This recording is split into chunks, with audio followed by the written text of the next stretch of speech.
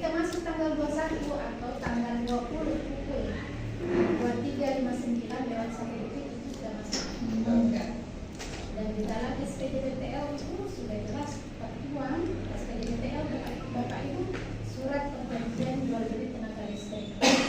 Sebelum Bapak Ibu menjadi pelanggan PLN ada SPDBTL yang ditandatangani oleh pihak pertama dan pihak kedua. Pihak pertama dalam hal ini adalah PLN, pihak kedua adalah pelanggan. Nah, itu disampaikan dituliskan di Tuan di dalam SPDBTL bahwasanya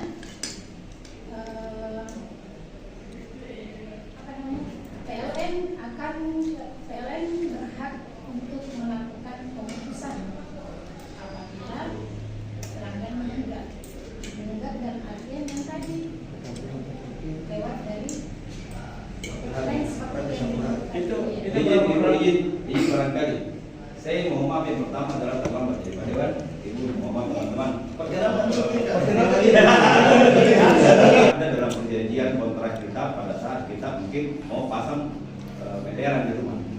Tetapi kan pertanyaannya adalah yang pertama, beberapa tahun lalu itu berlaku 3 bulan baru ada pemutusan. Itu pertama. Yang kedua, terakhir ini ada beberapa teman-teman yang diputus listriknya itu padahal belum langsung 1 bulan. Belum 1 bulan diputus. Katanya memang aturannya begitu.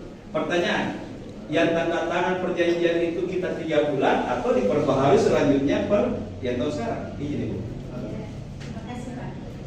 Jadi tadi saya sampaikan Pak ya bahwasanya Bapak Ibu SPDBTL itu periode pembayaran tanggal 2 sampai dengan tanggal 20 setiap bulan. Jadi ketika bayarnya tanggal 21 itu PLN sudah berhak untuk melakukan pemutusan. Betul. Maksudnya gini, itu berlaku kapan? Karena yang saya tahu dulu adalah teguran, kemudian pemutusan. Nah, kalau belakangan ini yang kemudian itu berlaku, pertanyaan pertama adalah terus siapa yang tanda tangan yang lalu? Siapa yang merubah kontrak yang lalu? Itu dulu. Jadi aturannya itu Pak dari dulu sampai dari berdirinya PLN sampai sekarang seperti itu. Tetapi dalam realita dalam pelaksanaannya mungkin suatu unit memberikan kebijakan yang berbeda-beda. Ada mungkin dulu belum tersorot seperti itu Pak. Jadi mungkin memberikan kebijakan terlambat 1 minggu, terlambat 1 bulan, 2 bulan, 3 bulan, terus 3 bulan yang saya tahu. Ya, terlambat 3 bulan. Tapi dari dulu sampai dengan sekarang itu Pak sama aturannya tidak pernah berubah. Ya saya tahu Bu, aturan dulu itu adalah kita berlakukan denda, iya kita sepakat. Ya. Denda itu berlaku dari tanggal lewatnya pembayaran maka dikenakan denda per hari. Kita sepakat itu. Yang kita mungkin jadi pertanyaan di kami sebagai orang awam, maka kami mungkin teman-teman pernah demo PLN gara-gara begitu. Yang kita tahunya kita 3 bulan tiba-tiba baru 1 bulan diputus. Makanya lalu teman-teman aksi untuk ganggu PLN. Tapi niatnya sebenarnya bukan mau ganggu PLN, hanya butuh penjelasan seperti apa aturannya dan apa kebijakannya. Karena izin saya lanjutkan dulu Bu. Karena kalau PLN yang melakukan pemadaman di mana-mana kemudian berdampak kepada televisinya kita rusak, kulkasnya kita rusak, bahan-bahan elektronik lain rusak, tidak ada komplain dari kami. Giliran kami yang terlambat membayar, PLN dengan senang hati menyatakan ada denda, ada pemutusan. Nah, izin itu yang mohon dijelaskan Ibu supaya kita berimbang. Jadi Ibu tadi saya tambahkan. Yang menarik dengan apa yang disampaikan. Jadi ini yang saya pernah sampaikan saya bilang tadi, saya pernah datang ke ruang ibu ditanyakan. Saya masuk ke sana ditanyakan ada referensi dari kalau saya dari yang kami baca referensinya adalah ketika 1 bulan saya 3 bulan saya kurang tahu itu kita tidak bayar listrik itu ada pemutusan. Alirannya bukan mencabut. Terus beberapa bulan kemudian itu baru dilakukan pencabutan listrik meteran. Nah, itu tetap harus bayar denda, Bu. Pertanyaan saya begini, sebenarnya begini. Kalau 1-2 hari atau sampai 5 hari atau 1 bulan dilakukan, maksudnya kami menunggak, kan tetap kami bayar dendanya. Bisa tidak dirubah itu? Kalau Ibu katakan gini, kami juga tidak memakai listrik, tapi kenapa ada denda? Dan sampaikan saya Bapak kan kalau aturan lalu itu, oke kita tidak bayar 1 bulan, pas kita bayar, tetapi bayar denda. Itu tidak ada. Ini yang jadi 2 hal yang harus kita perjelas dulu. Kenapa kami sudah tidak menikmati listriknya, tetapi dendanya tetap jalan? Itu kan tidak logis. Yang bisa siapa tahu kita bisa kasih pencerahan seperti apa. Atas pembayaran rekening itu ada dua. Sanksi yang pertama pemutusan, sanksi yang kedua itu denda keterlambatan. Pertama, saya bahas dulu terkait denda keterlambatan. Yang saya sudah sampaikan di awal bahwasanya pembayaran rekening listrik itu masa waktu yang diberikan tanggal 2 sampai dengan tanggal 20. Ketika lewat dari itu ada denda keterlambatan yang berlaku. Terlambat sehari, terlambat 2 hari, terlambat 1 bulan, dendanya sama. Denda sama. Jadi Bapak mau bayar tanggal 1, 2, 3 itu sama nilainya. Kemudian kedua, pemutusan. Nah, mungkin saya membaca saja Pak ya, karena ini kan ketentuan ini tidak boleh di-share. Jadi di sini dituangkan dalam SPDP bahwasanya pihak pertama, ya pertama ini PLN, berhak melakukan pemutusan sementara apabila pihak kedua tidak melunasi tagihan listrik setelah batas akhir masa pembayaran tagihan listrik sebagaimana diatur pada ketentuan pasal 2 ayat 6 perjanjian ini. Dan pihak pertama akan menyalakan kembali tenaga listrik setelah pihak kedua melunasi tunggakan tagihan listrik tersebut. Jadi pemutusan sementara yang dimaksud di sini Pak, kadang ada yang merepresentasikan itu secara berbeda-beda. Kadang ada disegel, kadang ada NCD-nya dicabut, protes. Kenapa harus dicabut? Ada yang KWH meternya diangkat, ada yang protes. Kenapa KWH meternya diangkat? Kenapa tidak disegel saja? Jadi mungkin saya luruskan Bapak-Bapak Ibu sekalian, bahwasanya PLN itu sudah berhak untuk melakukan pemutusan sementara. Terkait metodenya itu tidak diatur. Jadi metode terkait petugas kami mau melakukan penyegelan, mau mencabut NCD, mau meremot, kami kan sudah ada teknologi juga Pak, bisa meremot. Jadi melepas dari jarak jauh. Jadi listrik di sini bisa padam tanpa kami harus lokasi. Itu yang direm itu meteran manual atau yang portable yang bisa direm, yang bisa dikendalikan dari jarak jauh. Semuanya. Jadi semuanya Saya bisa. tambahkan lagi. Tadi kan dinyatakan bahwa aturan itu yang kemudian menjadi ada pasal-pasalnya, bahkan yang menjadi kontraknya kita di perjanjian PPSR itu. Sekarang pertanyaan, itu kan menjadi kewenangan atau haknya PLN. Terus apa ya dong yang menjadi haknya pelanggan? Yang kemudian contoh, misalnya kami, saya secara pribadi beberapa kali terusan TV kulkasku tidak pernah jadi komplit. Kira-kira ada enggak bantuan dari PLN kemudian kalau kami komplain bahwa efek dari tidak normalnya jaringan tegangan yang kemudian berdampak kepada elektronik? Ada enggak pola untuk ganti rugi di situ atau apa?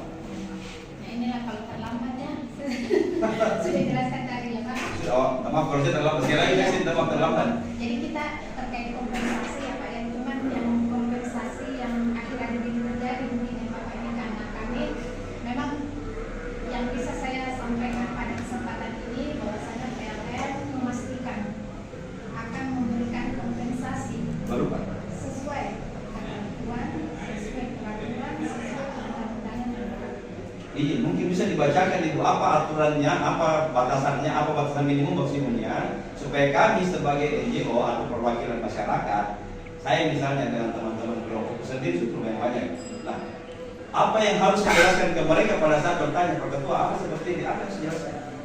Bagi saya juga ada aturannya, undangannya apa itu Kak? Yang mana itu aturannya, yang mana pasalnya Kak? Berapa batasannya Kak? Ya, jadi itu yang Bapak mau menjelaskan Ya. tadi Pak. Kemudian untuk besaran kompensasi juga sudah saya sampaikan tadi bahwasanya itu belum lanjut. Jadi nanti pembicaraan yang saya sampaikan tadi itu yang akan mungkin saya bawa nanti pada saat apa bahwasanya di bawah itu. Oh, enggak disebutkan di juknis. Biasanya kan izin. Biasanya kalau ada pasal yang dibuat, biasanya ikut juknisnya Bu, supaya apa yang dijabarkan di pasal ini itu terjabarkan di juknis. Ibaratnya Al-Quran dengan hadisnya. Ada kan? Sekarang. Nah itu yang saya bilang saya belum bisa menyampaikan lebih lanjut Pak, karena pada umumnya komplain yang ada di sini terjadi kerusakan, terjadi kerugian itu terjadi akhir-akhir ini, dan akhir-akhir ini mungkin Bapak perlu ketahui bahwa kondisi saat ini post sudah ada surat resmi dari Pemda dari KPI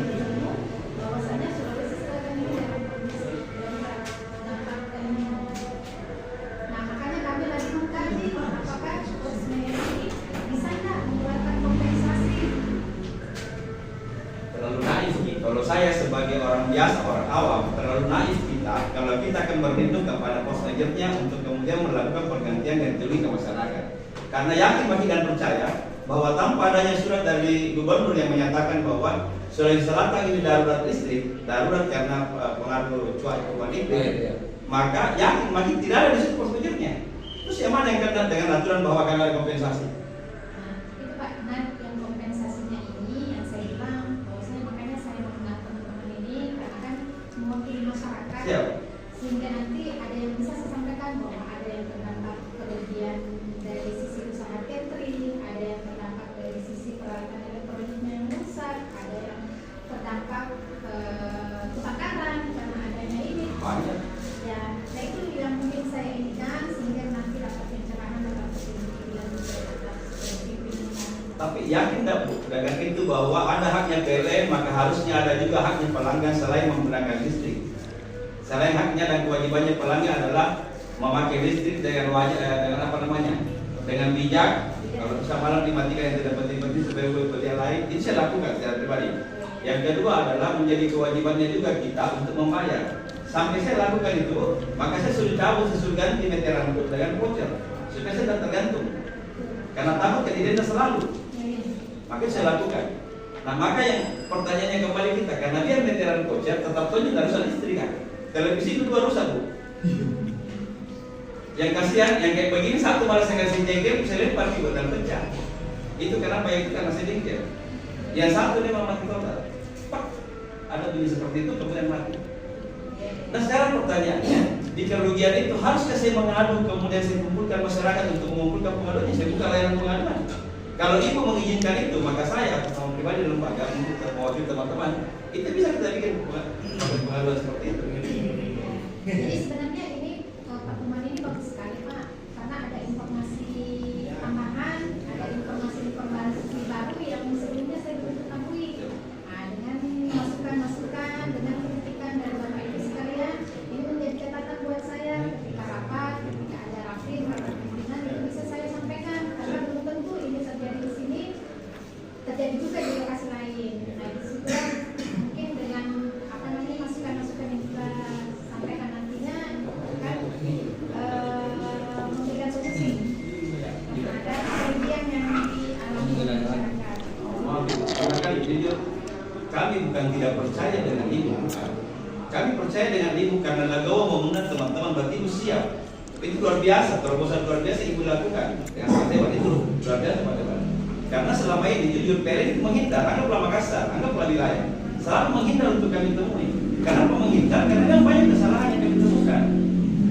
Nah, sekarang misalnya begini, ibu merangkul ini, merangkul semua ini, kemudian dibawa ke dalam sebuah forum di lingkup PLN di pimpinan di atas. Yakin dan percaya Bu bahwa keluarannya itu nol. Yakin maki bahwa tadi ibu hari ini Bu, namaku ibu, gampang sekali dicari orang benar di bawah sedikit. Jadi tinggal dicari nama ibu benar, gampang saya dapat. Bahwa tadi ibu untuk ke depan bahwa berapa bulan ke depan ibu bawa kami punya persoalan masyarakat ini, yang kemudian tolong infokan ke kami apa outputnya. Apakah benar ada ganti rugi? Apakah benar setelah ada ganti rugi? Apa benar ada batasan-batasannya? Jangan sampai yang ada adalah batasan maksimum. Maksimum yang dimaksud adalah sebenarnya nilai minimum. Nilai minimum dinyatakan maksimum, yang kemudian sangat tidak berpengaruh kepada masyarakat. Contoh secara pribadi saya, TV ku yang 152 inch, yang 155. Kalau itu dua-dua diganti, kira-kira seperti apa biayanya? Saya coba tanya bagaimana penggantian itu, katanya 75% dari nilai. Harganya ya untuk diperbaiki 75% dari nilai TV. Gila juga. Maka saya dari simpan BPJ mobil untuk TV, untuk HP. Itu gambarannya. Mohon untuk per hari ini Bu, setelah kita ketemu hari ini, Ibu nanti balik, Ibu rapat, tolong sampaikan ke kami baik melalui Pak Dewan atau sebaiknya mungkin melalui Pak Dewan karena yang undang kami hari ini Pak Dewan. Sampaikan ke beliau supaya beliau menyampaikan kami ini seperti ini loh hasilnya, supaya ada bahan kami ke masyarakat. Jadi sekali lagi Bu, kami berada di pihak PLN pada saat PLN mampu menjabarkan itu, yakin bagi. Jadi tapi Siap. Ya, sekiranya bahwa ini harus kita apresiasi dalam pertemuan spesial ini. Kita anggap ini sebagai bentuk daripada FGD, di mana semua masukan-masukan teman-teman ini juga menjadi agenda-agenda yang akan disampaikan juga Ibu Ya. Cuma satu hal yang kami minta kepada Ibu ya, sekiranya kalau ada persoalan-persoalan seperti ini ya bisa lebih respon lah. Ya, jangan lagi canggung untuk menemui teman-teman diskusikan seperti itu. Demikian, terima kasih. PLN sampai saya bilang Linda lebih pakai anu Linda, lebih pakai analog, lebih pakai poster supaya tidak susah nih. Itu sarannya beliau sampai saya pasang di rumah. Nah sekarang begini, sama di posisinya, kayak saya bilang tadi tidak yakin bahwa apa yang kita jabarkan Ibu mampu teman-teman di bawah itu mampu menjabarkan itu. Yang ada adalah pada saat kami bertanya, teman-teman di bawah itu pasti menghindar. Itu saya pahami. Hanya lingkup manajer lah yang berani menjawab itu. Yang kemudian saya apresiasi sama kapan dibilang, hanya kita Ibu manajer dan 3 kali lewat, kita keempat yang kemudian berani mengundang teman-teman seperti ini, hanya kita. Sebelumnya tidak ada yang berani mengundang. Paling kita diajak ngopi berdua, bertiga, tidak berani. Betul sekali, Mas. Betul Pak itu? Ya, betul. Kita sendiri yang luar biasa. Saya tahu bahwa yang seperti ini kan dibahas sebelumnya kemudian kedua. Saya paham, saya tahu jadi sebetulnya kami waktu pergantian itu kami saya tahu siapa penggantinya. Yang kemudian dia lalu sudah dilempar kemana karena persoalan di demo sama teman-teman. Padahal kita sudah jelaskan juga teman-teman bahwa kesalahan tahu di mereka di pihak ketiga. Jadi selain yang Bapak sampaikan, selain mungkin orang yang pertama mengajar dalam bentuk rame-rame. Benar. Betul. Biasa. Saya juga kembali menyampaikan bahwasanya saya manajer pertama juga perempuan. Betul. Dan ini Pak, perlu Bapak ketahui bahwa saya sumber minasa ini unit terbesar terberat di lingkup PLN Sulsel. Jadi ada 60 tersebar Sulawesi Selatan, Tenggara dan Barat. Yang paling besar itu di sumber minasa Bapak. Jadi bayangkan bagaimana. Untuk saat ini Bu, bagaimana Bu proses pemadaman? Apakah masih terjadi pemadaman listrik di wilayah PLN Suminasa atau seperti apa? Baik, terkait padam yang terjadi akhir-akhir ini, memang kita saat ini yang seperti diketahui oleh masyarakat luas ya, bahwasanya kita masih terdampak oleh El Nino. Jadi pada kesempatan ini juga saya mohon doanya bekerjasama kepada Bapak Ibu seluruh lapisan masyarakat untuk bisa kita bagaimana bisa menghadapi El Nino ini sehingga nantinya cuaca kembali normal dan kami pun dari PLN tentunya bisa melayani masyarakat secara normal juga. Baik Bu, untuk sumber listriknya sendiri Bu dari PLN khususnya Goa ini Bu bersumber dari PLTA atau seperti apa Bu? Nah kalau untuk sistem Sulbat Solo sendiri yang terdampak akibat El Nino ini ada di PLTA Poso, kemudian ada PLTA Bakaru dan juga PLTA Bilibili di Kabupaten Goa. Nah kemarin juga kami sempat berkunjung karena ada site visit dari pemerintah Kota Makassar ya, Kabupaten Goa dan Bilibili. Nah itu kondisi di sana memang kering, kekurangan air, debit air itu mencapai 25 meter ke bawah dari kondisi normalnya, sehingga memang sudah tidak beroperasi kurang lebih 2 bulan. Jadi sekarang Bu sampai sekarang belum beroperasi? Iya, tidak beroperasi.